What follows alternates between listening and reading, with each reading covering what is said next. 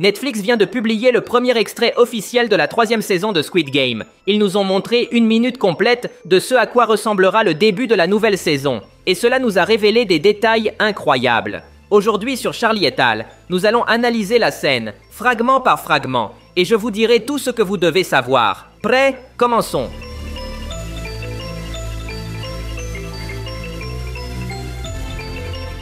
La scène nous montre Gi-hun dans le dortoir des joueurs, après avoir échoué dans sa rébellion.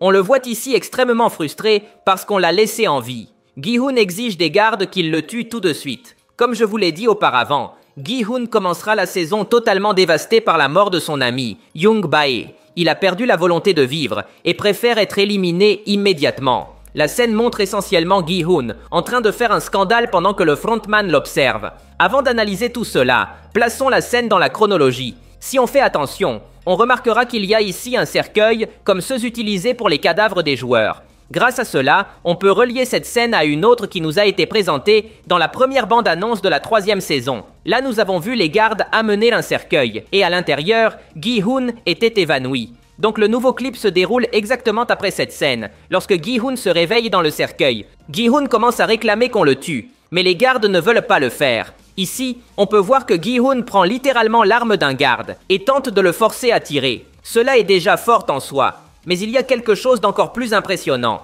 Pendant une seconde, on peut entendre le son de la gâchette. Gi-hun parvient à l'appuyer, mais l'arme ne tire pas. Écoutez par vous-même.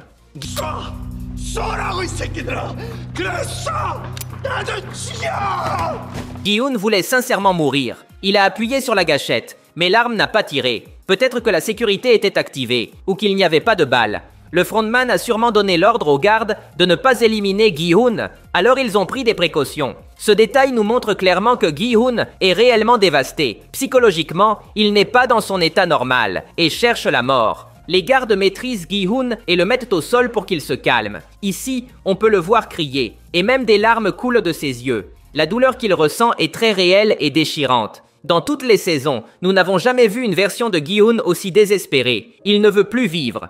Avec tout ce contexte, je me mets à penser à autre chose. Il y a quelque temps, on nous a révélé que Gi-hun serait menotté dans le dortoir. Plusieurs photos confirment ce fait. J'ai toujours pensé qu'il était menotté pour ne pas organiser une nouvelle rébellion. Mais maintenant, je pense qu'on l'a peut-être menotté pour l'empêcher d'attenter à sa propre vie. Le frontman ne veut pas qu'il meure. Il a besoin qu'il reste en vie pour jouer. Mais Gi-hun veut seulement abandonner. Il sera très difficile pour lui de retrouver la volonté de continuer à se battre. Mais nous savons qu'il y parviendra à un moment donné, puisque dans la dernière bande-annonce, il dit la phrase « Je vais arrêter ce jeu une bonne fois pour toutes ». On ne sait pas comment, mais Gi-hun se relèvera. En poursuivant l'analyse, pendant le scandale, on peut voir les amis de Gi-hun. Ils ne peuvent rien faire pour l'aider. Pendant une demi-seconde, on remarque que la joueuse 120 ouvre la bouche pour dire quelque chose, mais finit par se taire. Elle n'ose pas parler, peut-être par peur ou peut-être qu'elle ne sait pas quoi dire. Elle et Gi-hun sont dans des situations similaires. Elle aussi a échoué dans la rébellion. Et tout comme Gi-hun, elle a survécu alors que ses amis sont morts. Pendant une seconde, on nous montre aussi Dae-ho. Il écoute les cris de Gi-hun, mais n'ose pas regarder. Il ferme les yeux très fort parce qu'il a peur de voir ce qui se passe. Il ressent beaucoup de honte d'avoir échoué envers ses amis pendant la rébellion. La saison nous montrera sûrement ce remords de Dae-ho, et la culpabilité deviendra encore plus forte lorsqu'il découvrira que Jung Bae est mort. Cet homme a été la première personne à être gentille avec Dae-ho dans tout le jeu. Il est très probable que Dae-ho se sentira responsable de sa mort. On peut aussi voir le joueur numéro 100 avec ses amis. Ce groupe a toujours méprisé Gi-hun et a constamment voté pour continuer les jeux.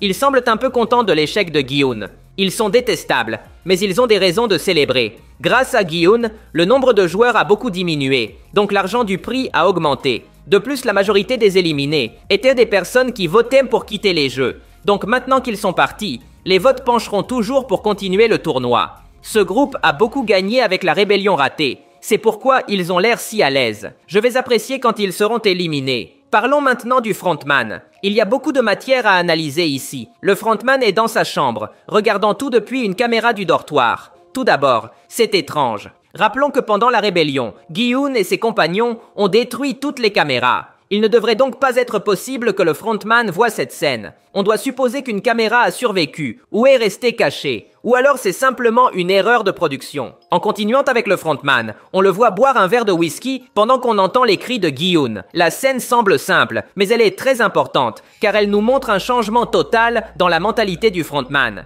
Il a l'air décoiffé, avec des doutes sur le visage, et il boit le whisky très rapidement. Il semble que la souffrance de Gi-hun l'affecte. Pour avoir une meilleure perspective, je veux qu'on regarde une scène assez similaire, mais de la deuxième saison. Ici, le frontman regardait le début des jeux, et il était aussi dans sa chambre en train de boire du whisky. La scène est similaire, mais elle présente des différences clés. Dans la deuxième saison, le frontman est bien coiffé, serein et détendu. Il boit le whisky calmement, sans son arôme, agite le verre devant son visage. Le frontman savoure le moment. C'est un homme calme et satisfait de ses décisions. D'un autre côté, dans le nouveau clip, le frontman semble décoiffé, avec une expression de doute. Ses yeux sont larmoyants. Quand il prend le whisky, il le boit d'un seul coup. Il ne le savoure pas. C'est très clair que quelque chose a changé. Pour moi, c'est une preuve évidente que le frontman a développé des sentiments pour Gi-hun. Il l'a vraiment considéré comme un ami, et ça lui fait mal de le voir ainsi. Dans la première scène, le frontman était calme, profitant du fait que Gi-hun participait au jeu. Il a invité Gi-hun pour le vaincre et lui prouver que les gens sont mauvais. C'est pourquoi il était si serein. Le plan, à l'origine, était de le vaincre et de l'humilier. Mais maintenant qu'il y arrive, il n'est pas heureux. Au fil des jeux, Gi-hun lui a montré une véritable amitié. Gi-hun est une des rares personnes dans le monde à s'être soucié de lui. Malgré cela, le frontman l'a horriblement trahi. Il pensait pouvoir le trahir sans problème, mais il doute maintenant de ses décisions. Gi-hun l'a fait douter. Ce n'est pas absurde. Dans des interviews récentes, l'acteur Lee Byung-hun a été interrogé à ce sujet, et il a dit qu'à la fin de la deuxième saison, le frontman ne voulait pas tuer l'ami de Gi-hun, mais il devait le faire pour lui donner une leçon. On n'a pas pu voir à travers son masque, mais en réalité, il doutait. Du moins, c'est ce que dit l'acteur. Donc pour moi, il est évident que le frontman a développé une certaine empathie pour Gi-hun, et cela sera déterminant dans la fin de la série. Il n'y a pas plus de détails, mais il y a quelques jours, une seconde supplémentaire de la même scène a été diffusée. Ici, le frontman dit la phrase « Tuez-les tous ». Que signifie tout cela? Initialement, je pensais que peut-être cette scène correspondait au moment où le frontman donne l'ordre d'éliminer des joueurs du tournoi. Mais avec le nouveau clip, nous savons que c'est impossible car personne ne joue encore.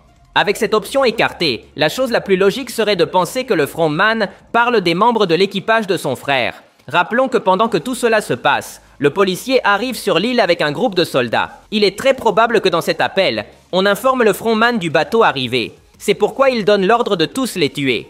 Cela impliquerait que son frère serait aussi éliminé, ce qui me semble étrange. Mais il n'y a pas d'autre option. Je ne vois pas qui d'autre le frontman pourrait éliminer depuis ici. Le reste, je vous laisse en juger. Pensez-vous que le frontman a changé? Pourrait-il vraiment revenir du côté des gentils? Ou finira-t-il par se révéler comme un véritable méchant qui éliminera même son propre frère pour gagner? Il faudra attendre pour le découvrir. C'est tout pour aujourd'hui. Si vous avez aimé la vidéo, cela m'aiderait beaucoup que vous laissiez un like. Ce serait légendaire. De plus, n'oubliez pas de vous abonner pour voir plus de vidéos comme celle-ci. Merci de m'avoir écouté. Je m'appelle Charlie et on se voit dans le futur.